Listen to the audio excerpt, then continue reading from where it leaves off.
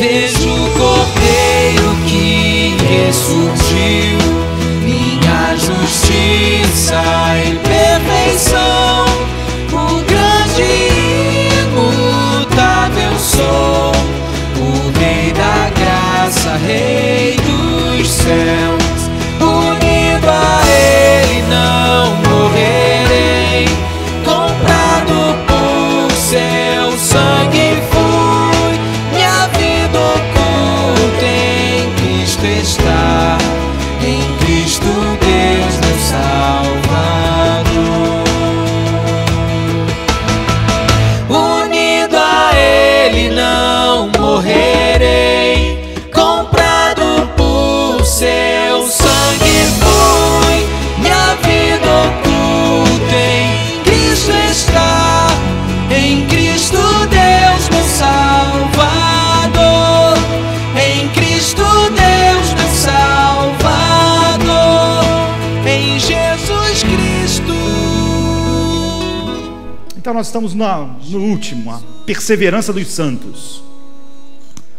E, de certa forma, tudo que foi dito já estabeleceu esse momento final.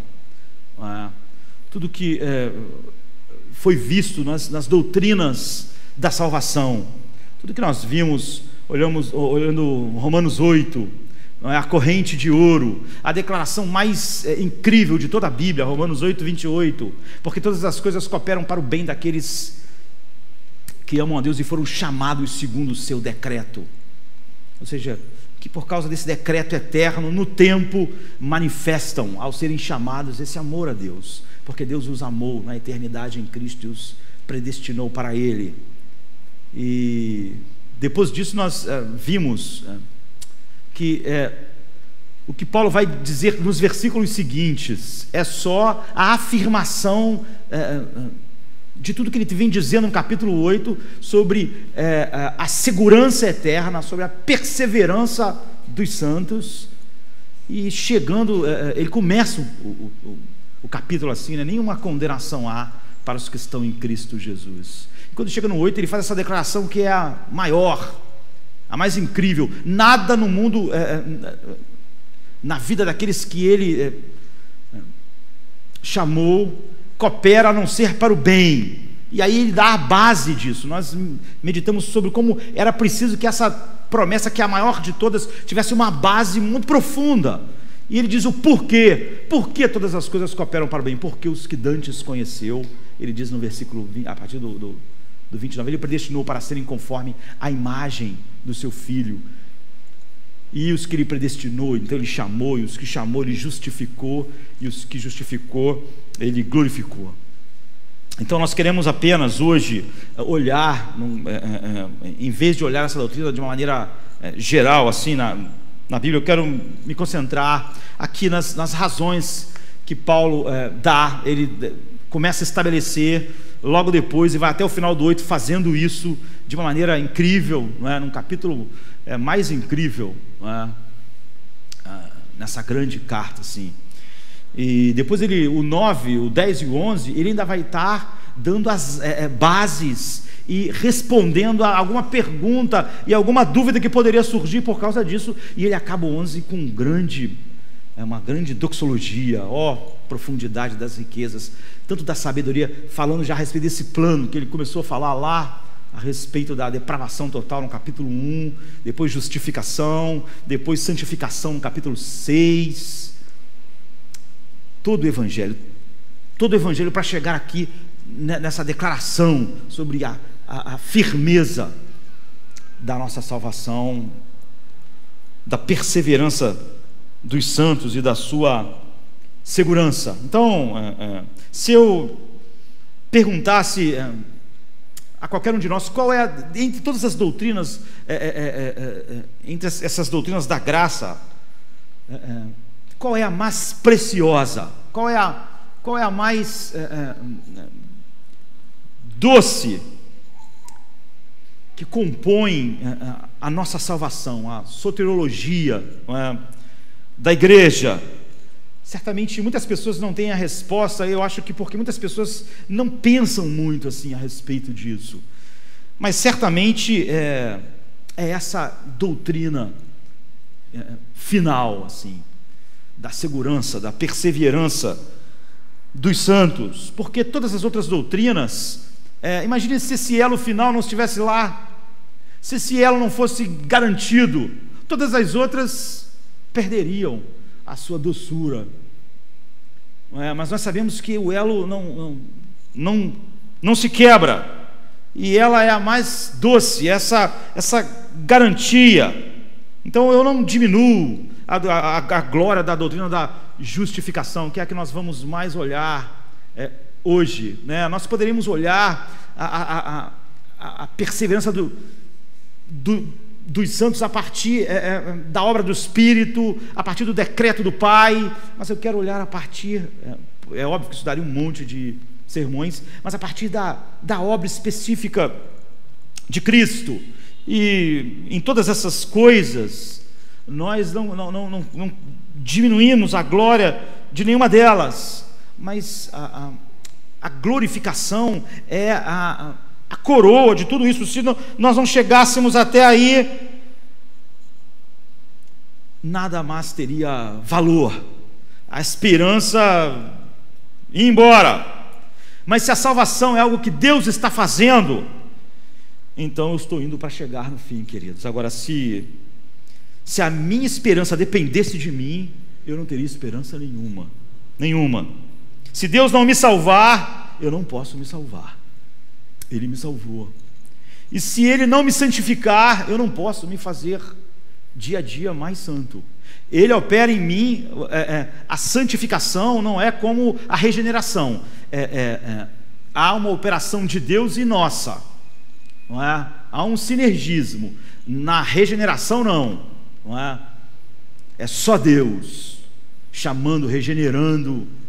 Agora, a santificação não. Deus opera em mim o querer e o efetuar. Ele opera em mim o desejo. Eu participo, mas é Deus fazendo. Ele operando esse querer e o efetuar. Porque sem Ele operar essa realidade dupla, querer efetuar, eu não poderia.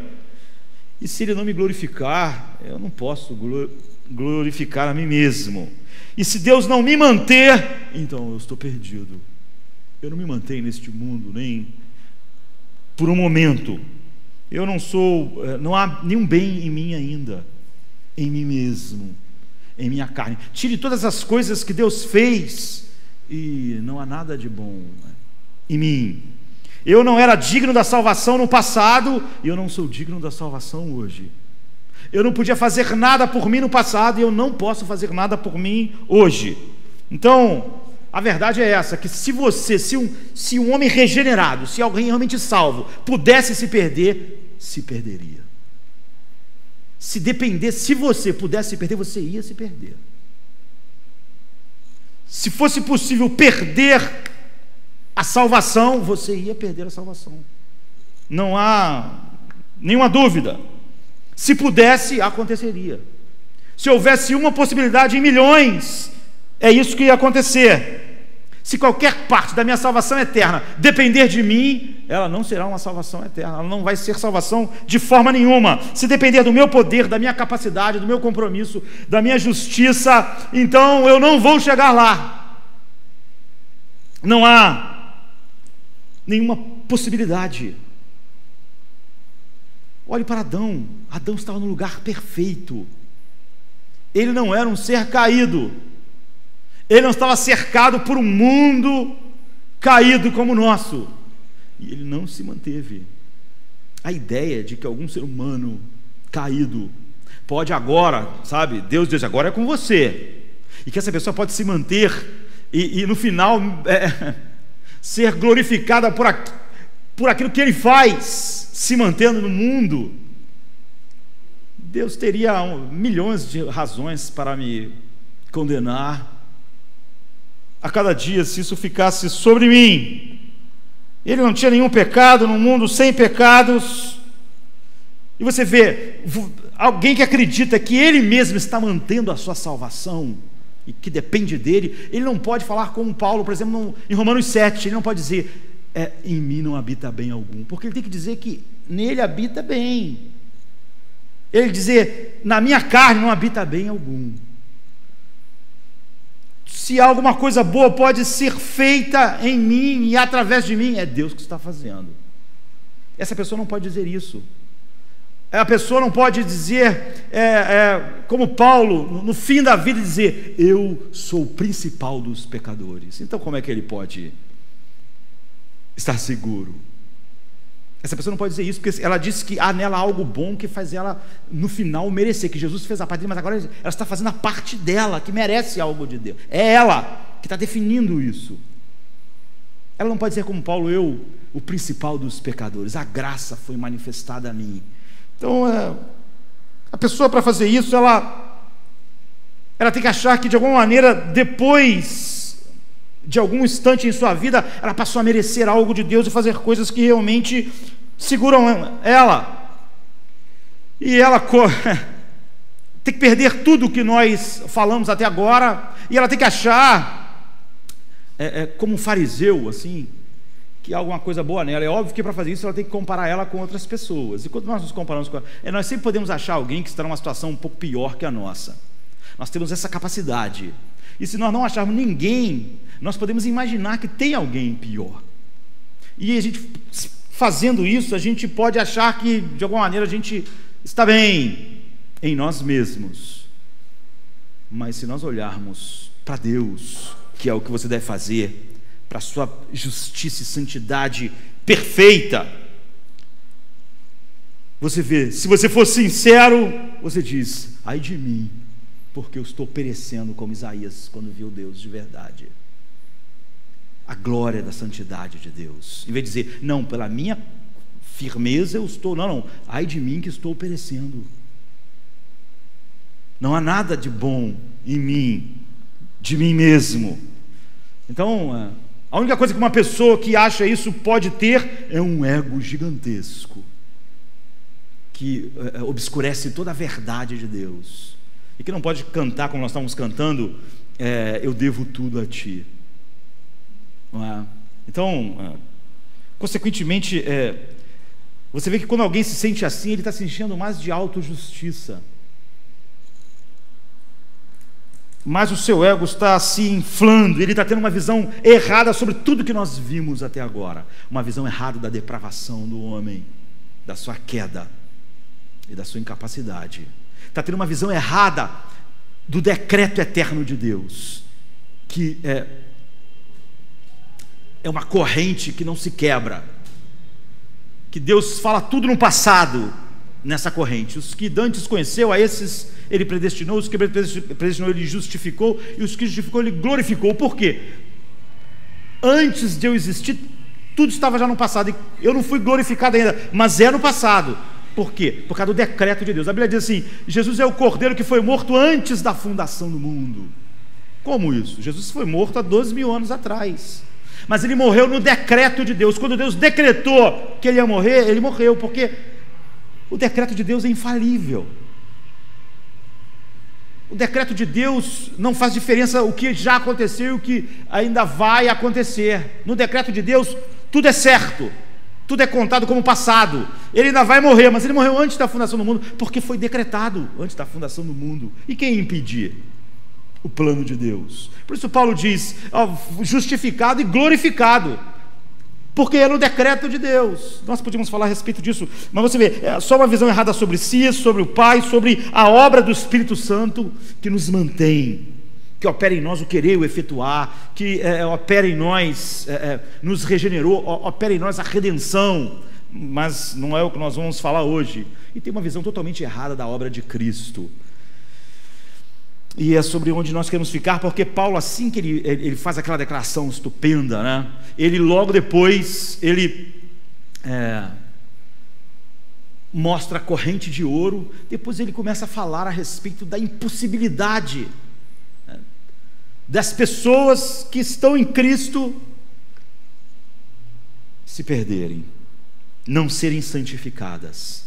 Porque as bênçãos da aliança, como nós vimos, é um coração que ama Deus, que odeia o pecado, que anseia por ser tudo aquilo que Deus nos chamou para ser. Então, Lutero, quando foi debater com Erasmo sobre o livre-arbítrio, ele disse: eu podia chamar um exército, vários exércitos, mas não vou fazer isso. Para destruir toda essa tua ideia de livre-arbítrio, eu vou chamar só 2 generais, Paulo e João, e só com eles nós podemos destruir totalmente as tuas ideias erradas a respeito de Deus. É assim, Paulo dá 4 passos, ele vai ficar o capítulo 8 todo, o final do capítulo 8 todo, colocando bases para aquela promessa maravilhosa, como nós vimos na corrente de ouro, e depois ele vai fazer o 9, o 10 e o 11 falando a respeito disso. Mas logo depois, no 33, ele diz assim: quem fará então alguma acusação contra os escolhidos de Deus? Ele tinha dito, todas as coisas cooperam para o bem deles. Depois ele deu a base, porque os que dantes conheceu, a esses ele predestinou para serem conforme a imagem do Filho de Deus. E os que predestinou ele chamou, os que chamou ele justificou, e os que justificou glorificou. Depois ele vai falar como o Pai não nos daria com ele todas as coisas. Daí para frente ele só vai estabelecer essas bases. A grande doutrina na Reforma, não é? Que se levantou inicialmente, é a doutrina da justificação pela fé. É basicamente sobre isso que nós vamos falar. Você vê, nós podemos falar sobre a segurança eterna dos santos, a perseverança dos santos. Homens que foram chamados por Deus, eles perseveram, porque Deus persevera naquilo que Ele determinou. Então o apóstolo Paulo diz assim, quando chega no 33, então foi no 28, 29, 30, ele está explicando, 32, no 33 ele diz assim: quem fará então alguma acusação contra os escolhidos de Deus? Quem? Aqueles que ele escolheu, justificou, predestinou, justificou, glorificou. Quem fará alguma acusação contra os escolhidos de Deus? É Deus quem os justifica. E aí vem o 34, quem os condenará? Que é sobre isso que essa doutrina final fala, né? A perseverança dos santos. Pois é Cristo quem morreu, ou antes, quem ressuscitou dentre os mortos, o qual está à direita de Deus e também intercede por nós. Então Paulo está fazendo um desafio, mediante essas verdades da graça: quem os condenará? Quem tentará acusação contra eles? Então, ele já tinha, depois daquela declaração, e depois de começar o capítulo dizendo: nenhuma condenação há para os que estão em Cristo Jesus, ele vai fazendo isso crescer. Agora ele está dando bases e respostas, depois de estabelecer aquele alicerce glorioso. Então ele dá 4 passos. Eu acho que não tem como nós darmos 4 passos com Paulo hoje. Então, por que ele faz isso? Por que Paulo faz isso? Porque ele não só declarou, aquela declaração era suficiente. Mas por que ele vai ficar esse capítulo inteiro mostrando quem os condenará, quem os acusará, o que nos separará do amor de Cristo? Será a tribulação? Será a angústia? Será... Por que ele vai dar todas essas bases, depois vai entrar em... Porque ele sabe como estamos prontos a escamotear as possibilidades, e muito mais o inimigo da nossa alma está pronto a nos fazer tropeçar e levar ao desânimo. E quanto aquela igreja estava sendo perseguida, a igreja dos romanos, como eles estavam sendo levados à morte, eram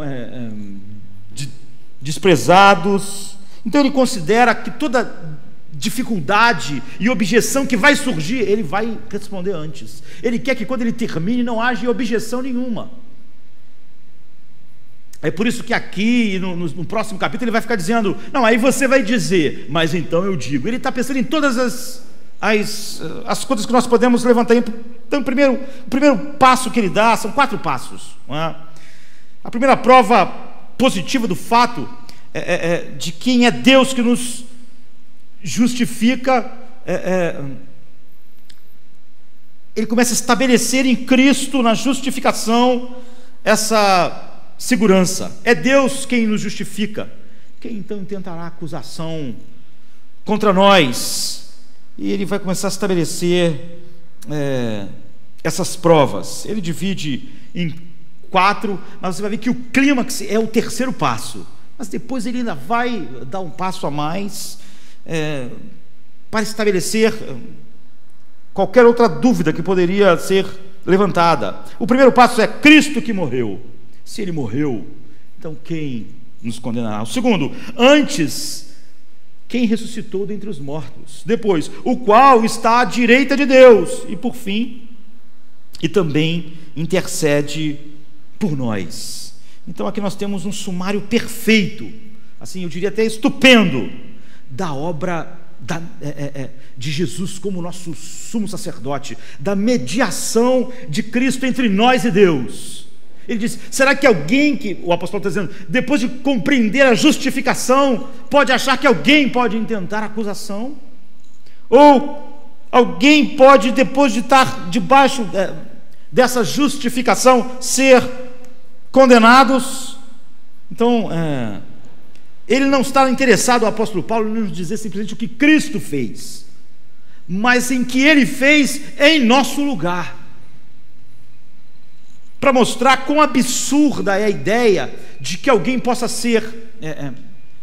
pudesse ser regenerado, justificado, e um dia essa obra terminar não para o bem final, todas as coisas não cooperarem para o bem. Você vê, nós podíamos sair daqui e começar a falar sobre o que é regeneração e como ela não pode morrer, mas a nossa questão hoje é ficar nos passos de Paulo, logo que ele deu em seguida na justificação. Então, nenhuma das coisas que aconteceram com Cristo aconteceram por causa de Cristo, mas tão somente por causa da relação conosco. Paulo está dizendo, se não fosse nós, nada do que aconteceu com ele aconteceria. Ele não tinha que morrer, ele não tinha que se esvaziar da sua glória, ele não tinha que morrer, ressuscitar para ir para a direita do Pai. Ele não fez nada disso, ele fez porque era algo que ele tinha que fazer em relação a ele mesmo. Ele fez tão somente por causa daqueles que o Pai deu a ele. Então nós não devemos ver nenhuma dessas coisas como meros incidentes ocorridos na história da vida de Cristo. Aquilo é sobre nós. E se nós entendemos claramente o que ele fez e que aquilo é sobre nós, Paulo diz, quem os condenará? Como eles podem no fim ser condenados? É o mesmo, Paulo está dizendo no seu desafio, que não tem entendido nada. O argumento de Paulo é que é impossível que Deus, que enviou o seu Filho para realizar por nós e em nosso lugar tudo que Deus determinou que ele realizasse, pudesse no final punir alguém por quem o Filho realizou todas essas coisas. Então a gente vai seguir o apóstolo. Então a primeira é, quem os condenará? Pois Cristo quem morreu. Então pensem, João diz, Jesus diz em João o seguinte, o Pai a ninguém julga, ele confiou todo o julgamento a mim. Jesus um dia vai julgar o mundo, ele vai julgar o mundo, ele vai condenar. Pense que Jesus, por exemplo, quando vê o mundo, diz assim, eu não vim julgar o mundo. Por que ele disse isso? Porque o mundo já está condenado, já está debaixo da maldição, não precisa vir aqui condenar o mundo já está condenado. A missão dele era resgatar um povo, aqueles que ele ora no último dia de vida dele no mundo, antes de ser crucificado. Eu não oro pelo mundo, eu oro por aqueles que tu me deste, eram teus e tu me destes, por eles eu consagro a mim mesmo. Então, talvez você diga, mas eu sei isso, eu aprendi isso, mas a segurança, a perseverança dos santos e a doutrina da segurança sempre está em ameaça, quando na verdade as pessoas não compreendem perfeitamente essas realidades. E essa também é a única maneira de você responder às acusações do diabo, que vão inúmeras vezes atingir a nossa vida. Quem compreende essas verdades nunca vai estar perturbado pelas acusações de Satanás. Então, foi por isso que ele morreu, exatamente por causa de tudo que eu era. Não havia pecado nele, ninguém poderia fazer nenhuma acusação contra ele. Quando ele estava próximo de morrer, em João 14:30, ele diz assim: se aproxima o príncipe deste mundo e ele nada tem em mim. O diabo não pode achar nada em mim que não seja a expressão exata da imagem do meu Pai. nem no meu pensamento, nem na minha intenção. Durante esses 33 anos, não há nada em mim. Há santidade perfeita. O diabo não pode encontrar nada, ninguém pode encontrar nada. Jesus era totalmente inocente, puro, tinha prestado perfeita obediência durante os 30 e poucos anos de vida. Portanto, se ele tinha que morrer por causa de pecados reais de outras pessoas. Porque o salário do pecado é a morte. E esse Deus perfeito, Filho de Deus, filho do homem, viveu esta vida perfeita aqui. Então, se ele tivesse que morrer, teria que ser por pecado dos outros, não há nenhuma outra razão para ele morrer. E nós temos então a resposta. Quando ele estava para ser preso, ele diz assim, em Lucas 9,51, guardem as suas espadas, não preciso delas. Os discípulos quiseram reagir. E ele mostrou, a Bíblia diz, o firme propósito de ir morrer em Jerusalém. Ele falou o tempo todo, eu vim para morrer. Esse é o propósito, a minha hora não chegou. Quando chegou a hora, ele manifestou esse propósito firme. E ele caminhou deliberadamente em direção à morte. Ele diz assim, ou pensas tu que eu não poderia agora orar a meu pai e que ele não me daria? Imediatamente, ele podia ele mesmo fazer isso, mas ele, enquanto estava no mundo, dependeu totalmente de tudo que o Pai fez através do Espírito Santo. Mais de 12 legiões de anjos. Como, pois, se cumpriam as Escrituras que dizem que assim aconteça, que eu devo morrer? Então, a única coisa que explica a sua morte é que Deus colocou a culpa real de pessoas reais sobre ele. E como o salário do pecado é a morte, agora ele teria que receber o salário do pecado dessas pessoas. E como é muito mais do que a morte simplesmente física, é a morte eterna, a ira infinita e eterna de Deus teria que cair sobre ele. Então, o apóstolo Paulo está falando para as pessoas assim, o argumento evidente. Essa morte é um argumento final a respeito disso. Como pode estar condenado alguém que está coberto por aquela morte, ou foi coberto por aquela morte? Alguém que estava debaixo da propiciação, expiação.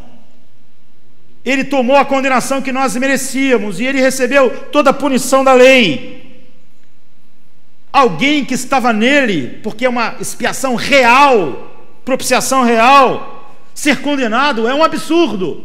Paulo está dizendo, a ideia de que alguém que estava em Cristo ser condenado é um absurdo, é uma loucura, é ridículo.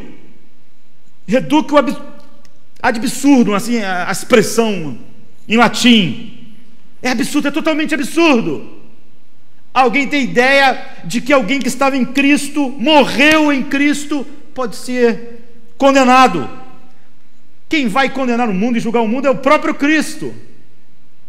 Ele que deu a sua vida pelas ovelhas.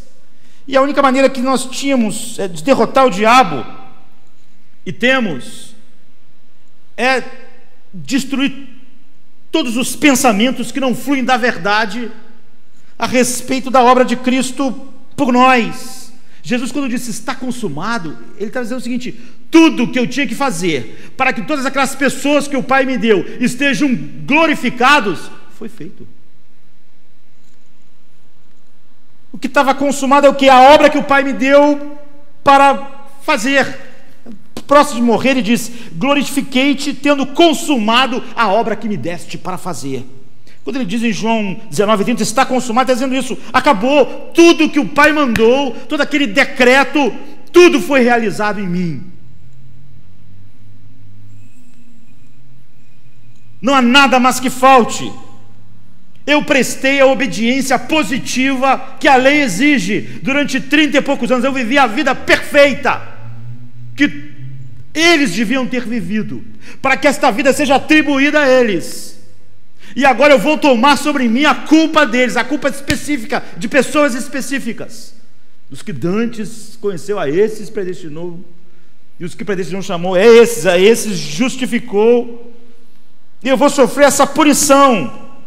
Há um elemento ativo e há um elemento passivo, não é? A obediência dele de viver aqueles 30 e poucos anos para ser atribuída ao Josemar, ao João, ao José, aquela vida perfeita, para que a vida do Josemar, do José e João, cheia de pecados, fosse atribuída de fato a ele. E ele disse num determinado momento: está consumado, foi feito.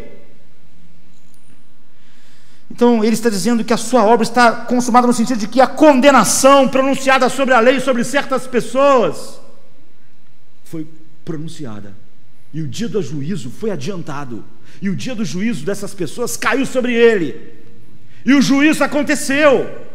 Não vai acontecer, aconteceu. Tudo quanto a lei tem para dizer sobre o pecado foi dito. Eles são culpados, eles merecem a ira eterna e a morte. Então a lei disse isso e a lei fez isso. Acabou. A lei não tem mais exigências. Essa é a expressão que é Cristo quem morreu. Quem os condenará? Eles já foram condenados. A pena já foi imposta. Quem os acusará de quê? A pena do que eles podiam ser acusados foi imposta. Então,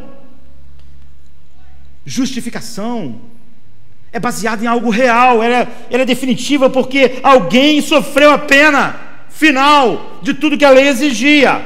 A justificação não é assim, Deus dizendo, muitas pessoas parecem que não conhecem absolutamente nada do Evangelho. A justificação não é Deus dizendo: vou deixar passar por um tema, vou continuar de olho, se sair, A justificação não é Deus caprichosamente dando chance a alguém, é Deus punindo totalmente o pecado em seu Filho. Então, como eu disse, o apóstolo Paulo só está consubstanciando, comprovando o que ele já havia estabelecido.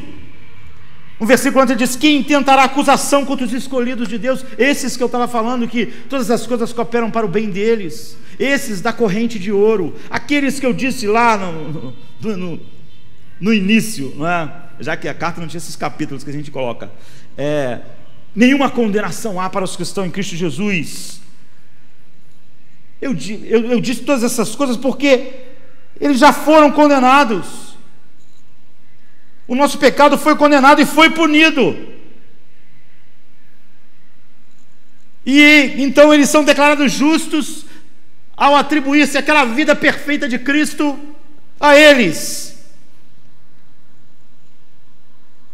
Esse é o único meio, digo isso com toda a reverência do coração, pelo qual Deus poderia nos justificar. Deus não pode inocentar o culpado. Deus não dá chances ao culpado.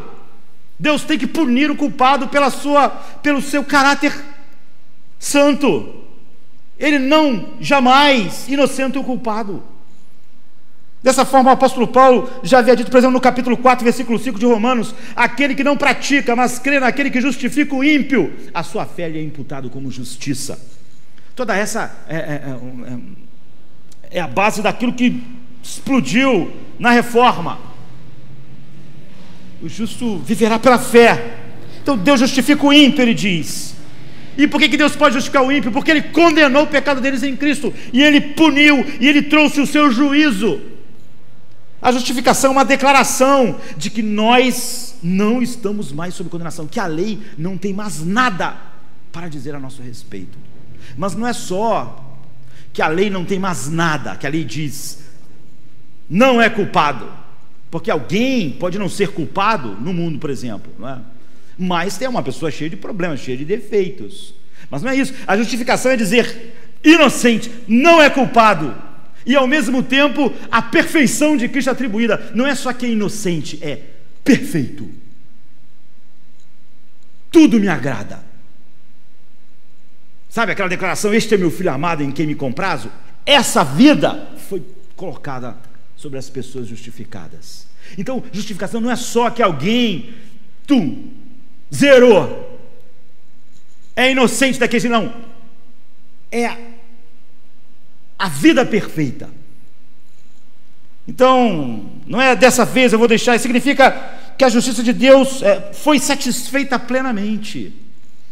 O apóstolo Paulo diz então, de novo, dessa maneira, que nós podemos nos firmar nessa verdade, que se Cristo foi punido por causa do pecado daqueles que o Pai deu a ele, e a justiça dele foi atribuída a essas pessoas, Deus seria injusto se punisse algum desses que ele deu a Cristo, porque ele já puniu. Não existe dia do juízo. O dia do juízo já aconteceu para eles, mas é uma declaração que devemos fazer, apesar de ser... O apóstolo João diz a seu modo, no capítulo 1 da primeira epístola, versículo 8 e 9, ele diz assim: se dissermos que não temos pecado, enganamos a nós mesmos, e não há verdade em nós. Se você disser que não tem pecado, você está mentindo. Mas se confessarmos os nossos pecados, ele é fiel e justo para nos perdoar os pecados e nos purificar de toda injustiça. Pregando a respeito desse texto há um tempo atrás, nós vimos como existe dois... até está na internet com esse nome. Existem dois tipos de perdão. Assim, há esse perdão judicial, esse perdão da justificação, que nenhuma condenação há mais. E é óbvio que os nossos pecados que nós cometemos agora são pecados reais. E eles não quebram a nossa união com Cristo, mas nossa comunhão com Deus é de Deus é santo. Esses pecados não são fictícios. E eles geram impureza. E eles quebram a comunhão. Então esses nossos novos corações, homens regenerados, não pecam em paz. É porque eles não podem viver em pecado. Eles não pecam como o mundo. Eles amam Deus, a sua palavra, o seu caráter santo. Então há aquilo que Jesus, no último dia que estava com os apóstolos também, antes de morrer, antes de fazer a sua oração, ele lavou os pés dos apóstolos. E o apóstolo Pedro disse assim: não, meu pé não vai lavar. E ele disse: não, você tem que lavar, porque se você não tem parte comigo. E aí Pedro, daquele jeito, disse assim: não, então dá um banho logo. Então, já que é assim, eu quero tomar aquele banho. Jesus falou assim: não precisa de banho. E para ficar evidente para nós, a Bíblia diz, porque ele está falando sobre a regeneração. Vocês já foram lavados para sempre, não precisam mais. Mas enquanto você anda pelo mundo, as impurezas desse caminhar no mundo de pecado ainda são reais. Então há esse arrependimento e perdão contínuo, não é, em nossas vidas, que fala da nossa comunhão com Deus, do processo de crescimento e santificação. Mas há esse perdão que nenhuma condenação há, que já abrangeu o passado, o presente e o futuro. Nenhuma condenação há. Nunca mais está nos filhos de Deus tratando, porque eles não estão mais debaixo da lei. Não porque simplesmente foram tirados dela, porque a lei, o máximo que ela pode exigir é morte e punição eterna. E isso foi feito. E eles então casaram com o outro. É o que o apóstolo Paulo falou no capítulo 7, lá no início. Então, aqui está dizendo, ele é fiel e justo em nos perdoar. Você vê, o apóstolo João usa essa expressão porque ele está expressando essa mesma verdade. Deus está sendo, ao nos perdoar diariamente desses pecados, ele está sendo fiel ao seu próprio método, o seu modus operandi, eu diria. Deus é sempre justo, e Deus não inocenta o culpado, mas quando ele perdoa as pessoas que estão em Cristo, ele está sendo justo. Por que está sendo justo? Quando o pecado, a justiça pede para condenar, pede para haver o que a lei exige. Então como é que pode ser justo em perdoar? Porque o pecado foi punido na cruz. Ele é fiel ao seu propósito eterno, e ele é justo em perdoar. Quando Deus perdoa agora aqueles que estão em Cristo, é um ato de justiça. Não perdoá-los agora, para todo mundo fora de Cristo, justiça é condenar. Para quem está em Cristo, justiça é perdoar. Ele é fiel e justo para nos perdoar os pecados, porque esses pecados foram pagos.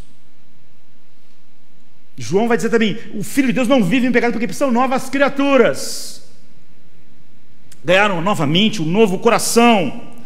Nós falamos isso quando falamos sobre regeneração. Então ele puniu nossos pecados, e o seu Filho levou sobre si, ele sofreu a punição que nós merecíamos, e a justiça foi aplicada. Então o apóstolo João afirma que nós não temos por que temer.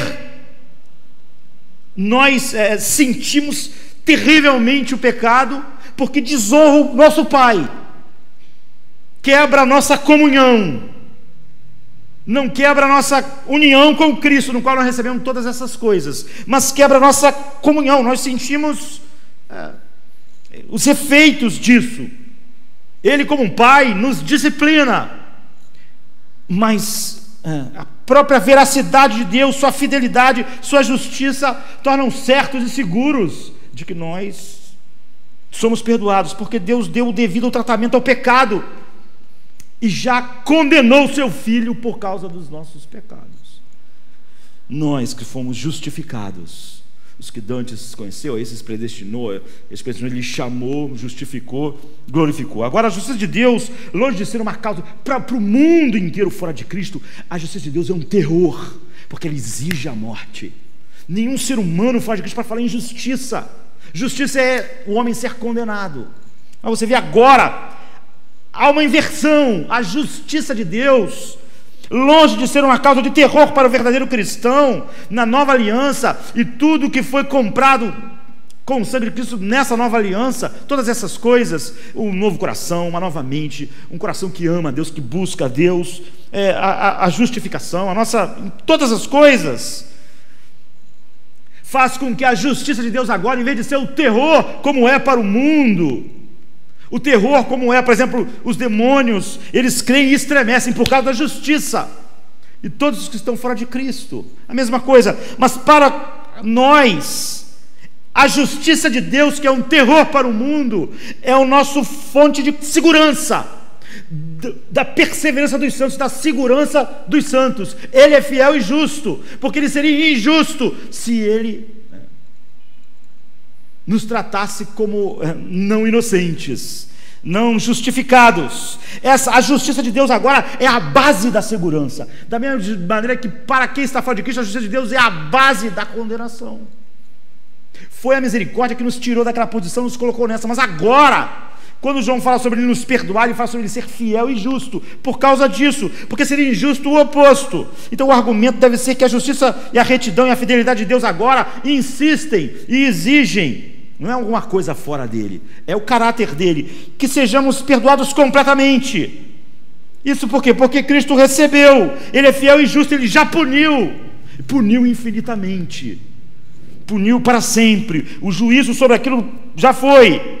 Então a prova absoluta, não somente nós não podemos ser condenados, é que essa condenação é impossível. Paulo está dizendo, é que ela já aconteceu, nós já fomos condenados. Quem os condenará?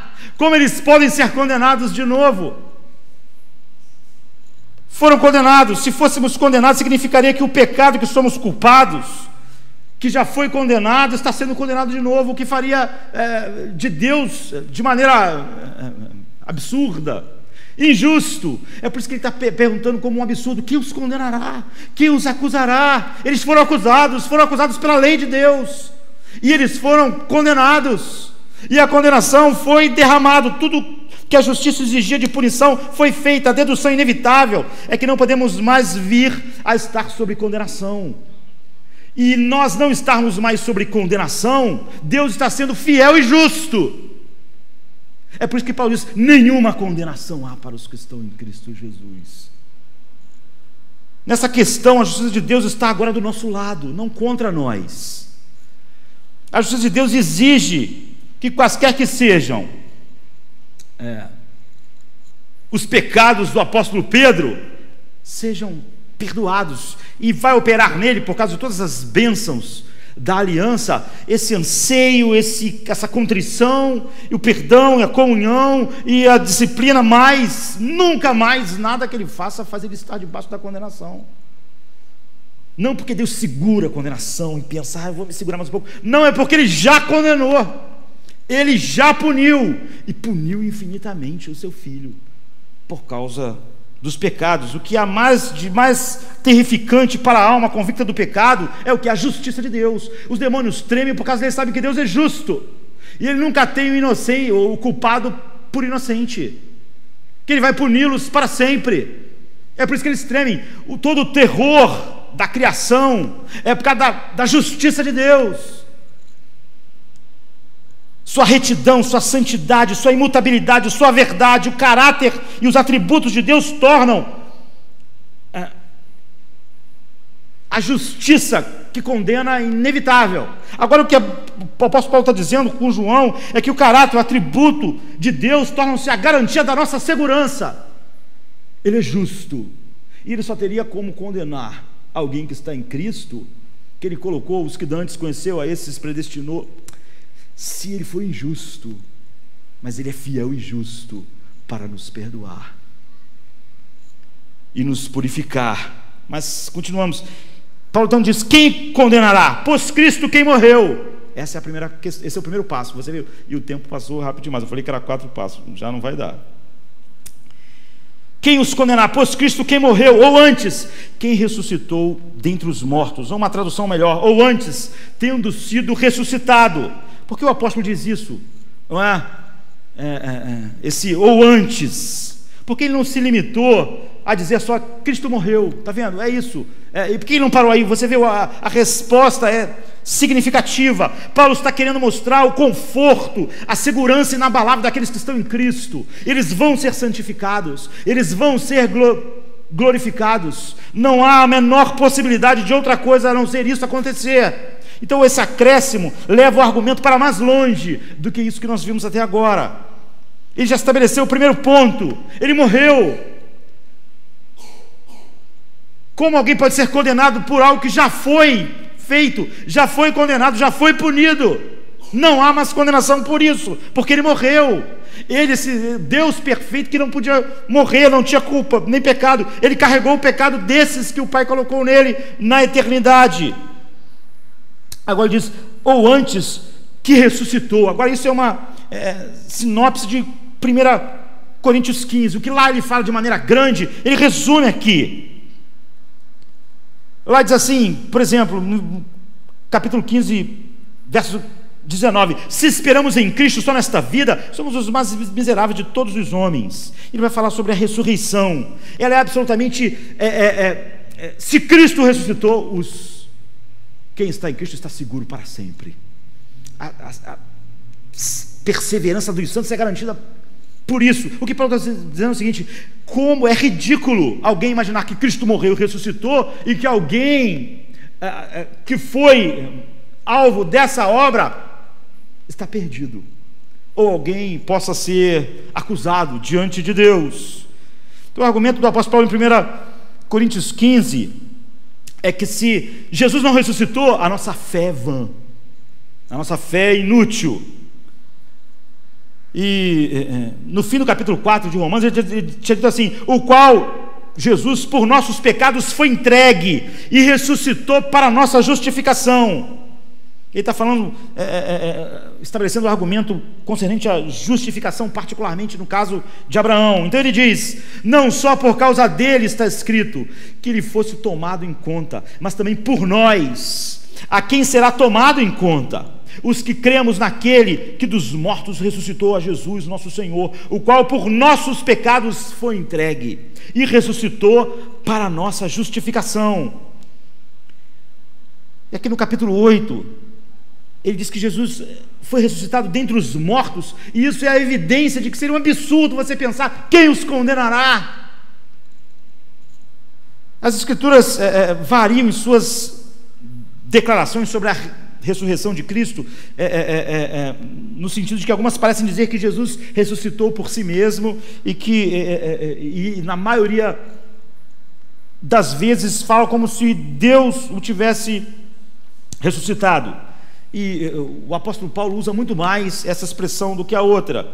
Então aqui a melhor versão é: Cristo quem morreu, ou antes, quem foi ressuscitado dentre os mortos, como está em Efésios, por exemplo, no capítulo 1, 19 e 20, que diz assim: a sobreexcelente grandeza do seu poder de Deus sobre nós, os que cremos, segundo a operação da força do seu poder, que manifestou em Cristo, ressuscitando dos mortos e pondo à sua direita no céu. Você vê, está falando como Deus ressuscitando, ou como registrado em Atos, Atos 13:30. Mas Deus o ressuscitou dos mortos. Agora, por que Deus fez isso?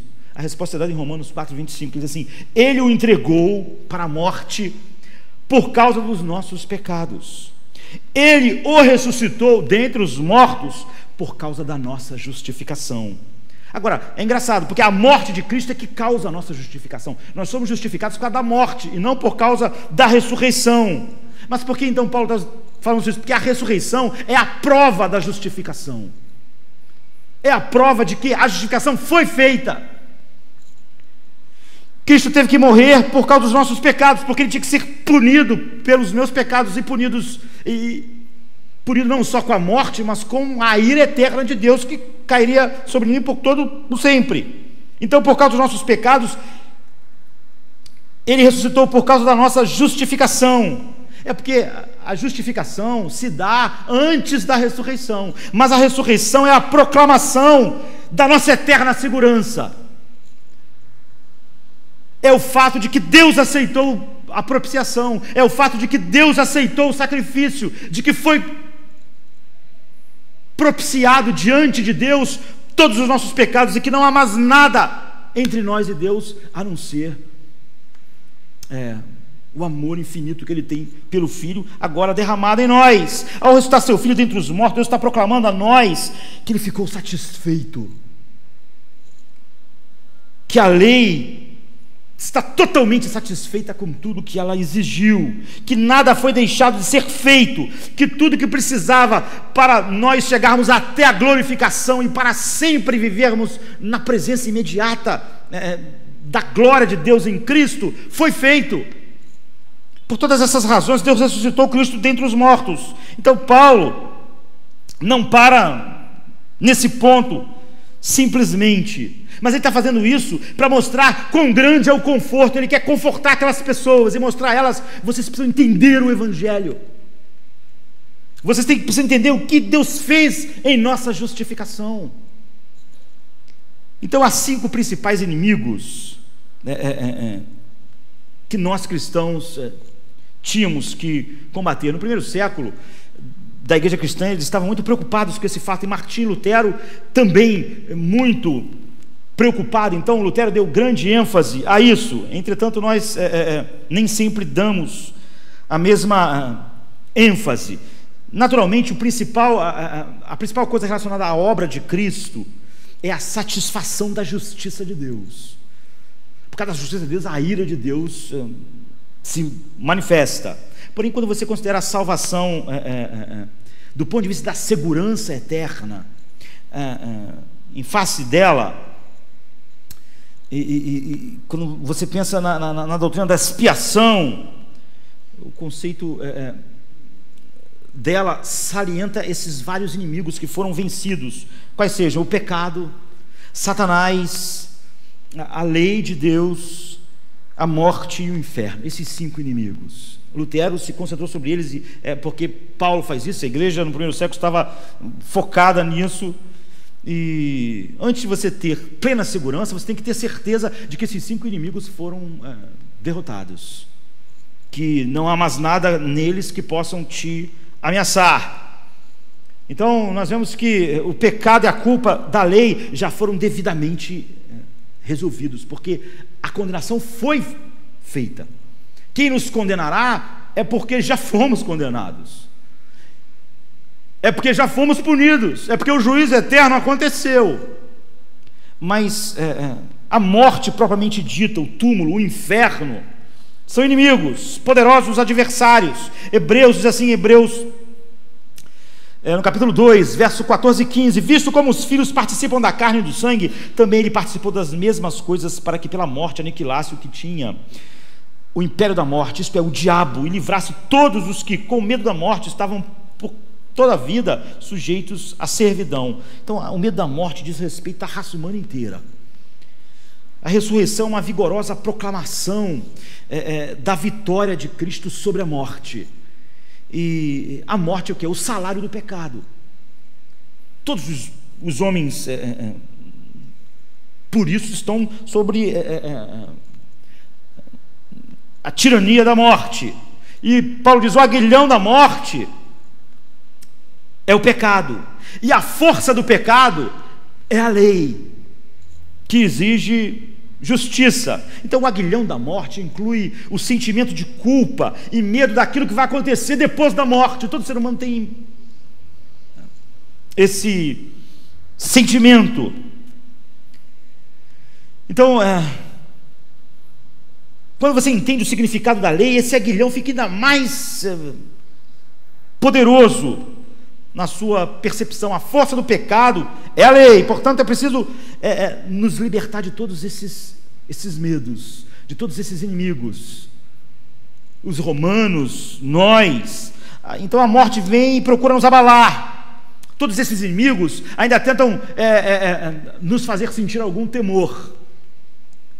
E Paulo está falando a respeito disso, sobre a segurança eterna, sobre a perseverança dos santos, para mostrar: nenhum desses inimigos pode nos amedrontar. A resposta é: por causa da ressurreição de Cristo, ele venceu a morte, ele venceu o túmulo, ele venceu o inferno.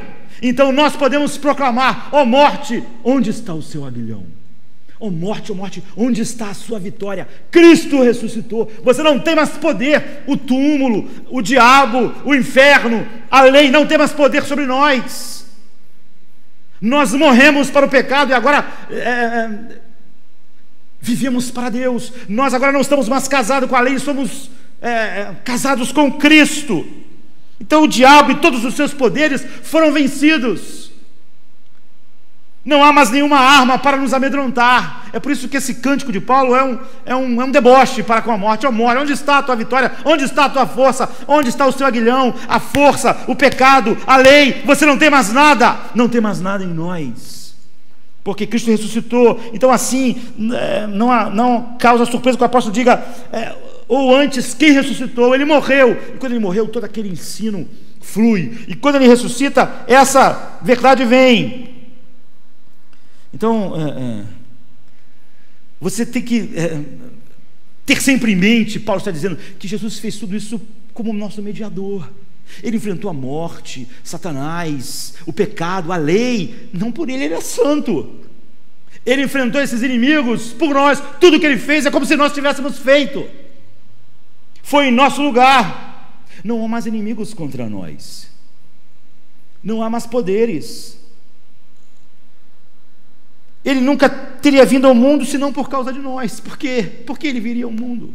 A não ser se por causa do plano eterno do Pai, os que dantes conheceu, a esses predestinou, e toda a corrente de ouro. Ele nunca teria morrido senão por causa de nós. Ele nunca pecou. Ele nunca teria sido sepultado senão por nossa causa, para que nós fôssemos sepultados com ele, para que nós morrêssemos com ele. E ele nunca teria ressuscitado senão por nossa causa, porque ele não ia morrer por causa dele mesmo. Ele ressuscitou por nós, para que com ele nós ressuscitássemos. E nós devemos tirar então a dedução inevitável disso tudo. Paulo quer nos levar, e o apóstolo realmente já nos dissera isso no capítulo 6, de 8 a 10, ele diz: ora, se já morremos com Cristo, cremos que também com ele viveremos, sabendo que, havendo Cristo ressuscitado dos mortos, ele não morre jamais. A morte já não terá domínio sobre ele, pois quanto a ter morrido, de uma vez morreu para o pecado, mas quanto a viver, vive para Deus. Significa que Jesus morreu para o pecado uma vez por todas, e nós morremos para o pecado junto com ele, porque ele não fez aquilo por ele fez aquilo por nós. E ele se colocou debaixo da lei uma vez por todas, em nosso lugar, e a lei fez o seu trabalho, ele morreu. Mas isso lhe aconteceu uma única vez, nunca mais vai acontecer. Havendo Cristo ressuscitado dos mortos, já não morre, a morte já não terá domínio sobre ele.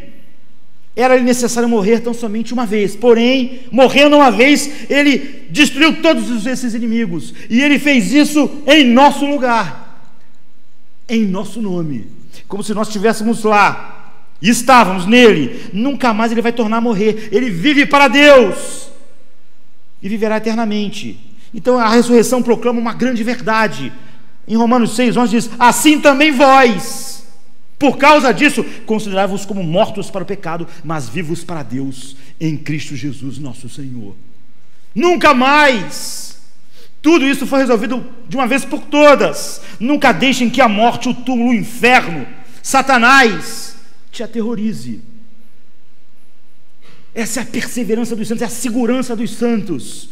Não há mais inimigos que possam te atormentar. Pensem neles: a morte, o pecado, a lei, nada, tudo foi enfrentado por Cristo em nosso nome, e nós estamos com Ele. Nós estamos fora do domínio de todas essas coisas.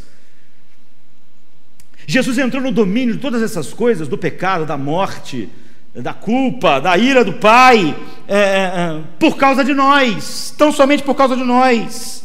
E Ele vive agora, e nós estamos nele em lugares celestiais, é o que o apóstolo Paulo. Nós estamos assentados com Ele, nós morremos com Ele. Assim nada pode tirar Jesus de lá e nem colocar nós debaixo da condenação.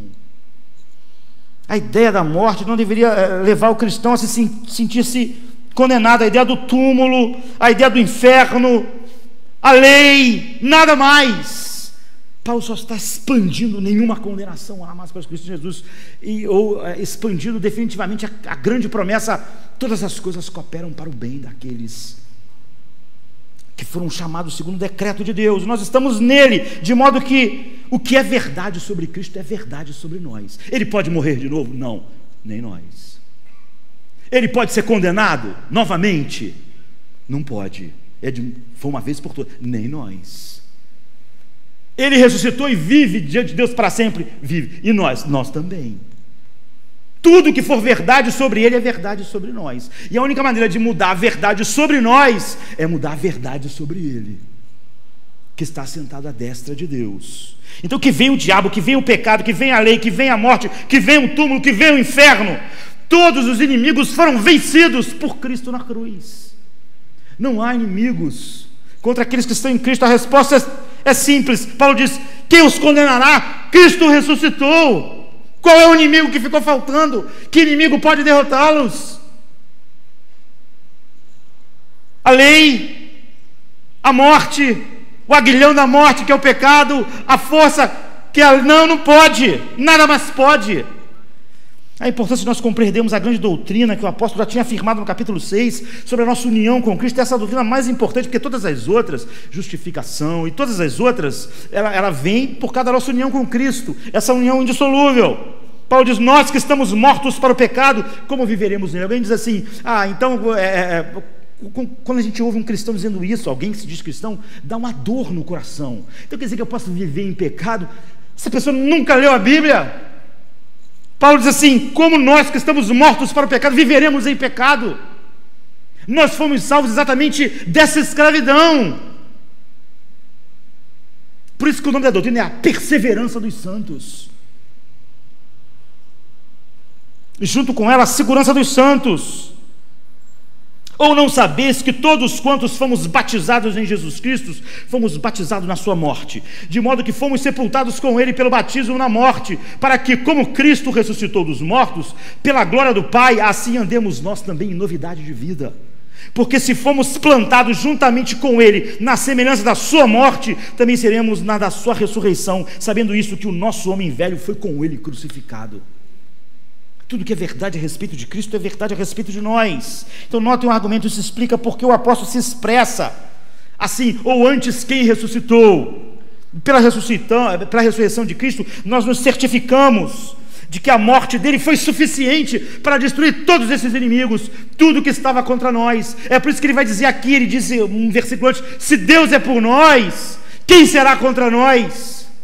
Ele derrotou todos os inimigos. A única maneira, o apóstolo está dizendo, é alguém não ter entendido o Evangelho, nenhuma das verdades sobre a cruz. É a tragédia da nossa geração, que nós temos uma cruz vazia de significado, uma multidão de pessoas que não sabem nada sobre a doutrina da justificação, a doutrina da união com Cristo, não sabem sobre nenhuma doutrina.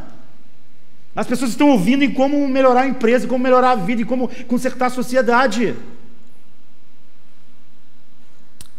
É a proclamação do fato de que fomos justificados e aceitos nele para todo sempre. Todos os inimigos, os 5 inimigos, foram devidamente tratados. Anteriormente a gente viu no versículo 11 do capítulo 8, Paulo dizendo assim: se o Espírito daquele que dos mortos ressuscitou a Jesus habita em vós, ou seja, se o homem é regenerado, aquele que dos mortos ressuscitou a Cristo também vivificará os vossos corpos mortais pelo seu Espírito que em vós habita.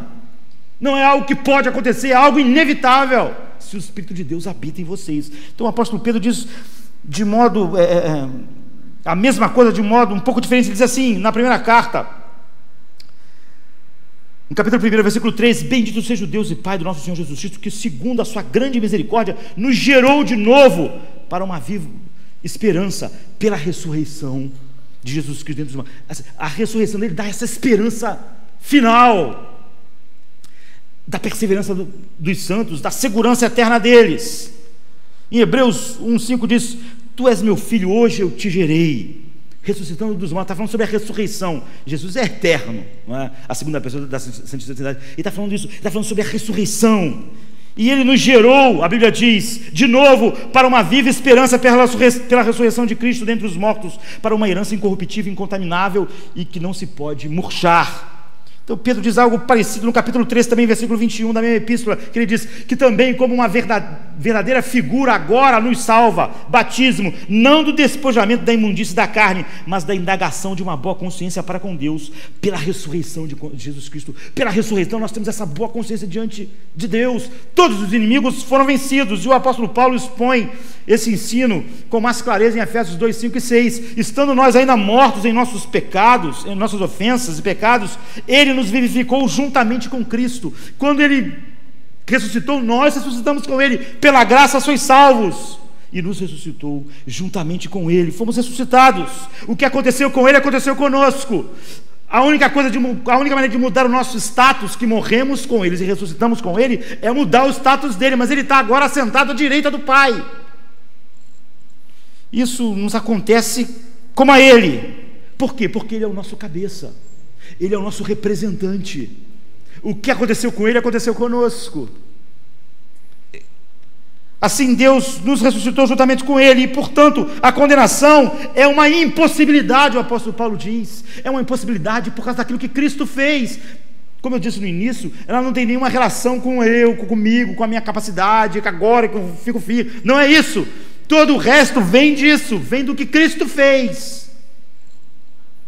Estamos vivos para Deus, porque juntamente com ele está vivo para Deus. Então Paulo está dizendo, a ideia de condenação é totalmente ridícula. Quem os condenará? Quem tentará acusação contra eles? Vocês sabem que os escolhidos, os eleitos de Deus foram justificados, não porque Deus deixou para lá, mas porque Deus já puniu. E que a vida perfeita de Cristo foi atribuída a eles. Eles morreram com Cristo, eles ressuscitaram com Cristo, estão assentados em lugares celestiais. Todos os 5 inimigos que se levantavam contra eles não foram derrotados. Portanto, o apóstolo Paulo só pode bradar para todos nós. Portanto, nenhuma condenação há para os que estão em Cristo Jesus. Nenhuma condenação, nunca mais. Porque Jesus Cristo, Filho de Deus, jamais poderá ser a causa da nossa condenação. É Ele que vai condenar o mundo. É Cristo que vai reger as nações com vara de ferro. É Ele que vai julgar o mundo. Nós estamos nele e Ele nos salvou. O que vai julgar o mundo é a causa final da nossa salvação. Quem vai nos condenar? Sua ressurreição é uma proclamação pública da completa impossibilidade. Ou Jesus ressuscitou e é impossível, quem está nele não está seguro, ou Jesus não ressuscitou e nossa fé é vã. O apóstolo Paulo diz, as duas coisas não são possíveis, ele ter ressuscitado e alguém que está nele ser condenado. É por isso que ele diz, quem os condenará? E como tudo que ele comprou com seu sangue, a santificação que o Espírito vai operar, até a glorificação não vai acontecer. Então, devemos nos considerar como mortos para o pecado, Paulo diz, mas vivos para Deus. Ou então, como ele diz no versículo 13 do capítulo 6 de Romanos, apresentai-vos a Deus como vivos dentre os mortos. Esses são os 2 primeiros degraus. E agora nós chegamos no degrau mais alto, no clímax. São 4 que eu falei, né? Foi 2, foi bom. E a gente vai chegar no clímax no domingo que vem. Você vê a segurança dos santos, a perseverança deles, não tem nada a ver com eles, propriamente dito. É totalmente alicerçada no que Cristo fez. Paulo está dizendo, a única explicação não crer na perseverança dos santos, na sua segurança final, é não crer na Bíblia, é não crer na morte e na ressurreição de Cristo, ou é não entender nada a respeito disso, nada a respeito das grandes doutrinas bíblicas. Então, não é, como eu disse inicialmente, nós poderíamos ter olhado para a obra que o Espírito Santo faz naquela corrente de ouro, ou na obra que o Pai faz, mas o apóstolo Paulo, logo a seguir, ele quer nos mostrar na obra de Cristo quão seguro isso é. Porque ele tinha dito no versículo 28, todas as coisas cooperam para o bem deles. Tudo agora, não tem mais como, todos os inimigos foram destruídos, Deus está operando isso, não tem mais como. E agora quando nós chegarmos no terceiro passo, dessa escada, da qual faz Paulo perguntar como se fosse ridículo, quem levantará uma acusação contra ele, ou quem condenará? É Cristo quem morreu, depois é Ele quem ressuscitou. E cada passo que a gente der, a gente vai ver como é totalmente perfeita a obra de Cristo, como ela glorificou o Pai totalmente, e como ela garante a eterna segurança de todos aqueles que estão nele. E o apóstolo Paulo mostra, e a Bíblia mostra, que ou você crê nisso ou não crê no Evangelho. Eu disse inicialmente, há uns 4, 5 domingos atrás, que se você pegar o humanismo secular e tentar, se você não partir das grandes verdades do Evangelho, o que o homem cria tão longe do Evangelho, como se ele estivesse vivendo realmente fora de qualquer contato com o Evangelho, porque a cruz está vazia de significado, a justificação não tem significado real, a redenção não é redenção, o chamado não é um chamado, a eleição não é eleição, Deus não é o Deus Pai que decretou todas essas coisas, o Espírito Santo não é o Espírito todo poderoso que nos chama eficazmente, aplica, e Cristo não é o Redentor. Vamos ficar de pé, vamos continuar no domingo que vem os 2 últimos passos da eterna segurança dos santos, daquilo que faz os santos perseverarem para sempre, todas as coisas que Cristo comprou para nós na cruz. É a verdade de Deus que nos deixa firme contra tudo que ainda tenta nos atingir, como tentava atingir os romanos, Satanás, o mundo. Paulo está escrevendo isso para eles ficarem seguros. João escreveu suas cartas e disse, para que vocês saibam que vocês têm a vida eterna. Ou seja, você não vai ter um auto-engano de imaginar que alguém é salvo e continua como o mundo, com o coração como o mundo, amando o pecado como o mundo, vivendo o pecado para o mundo, e nem vai cair na mentira da mente humana secular de que o homem em si mesmo se mantém seguro. Olha os inimigos que Jesus venceu para a gente estar seguro. Como o homem poderia se manter seguro? Como eu disse no início, se Deus me deixasse por mim mesmo e não pelo que Cristo fez, Ele teria milhões de motivos de me condenar hoje, só pelo dia de hoje, e pelos amanhãs, e pelos ontens. Eu não poderia dizer que estou seguro por nenhum minuto, mas Paulo está dizendo, nós estamos eternamente seguros.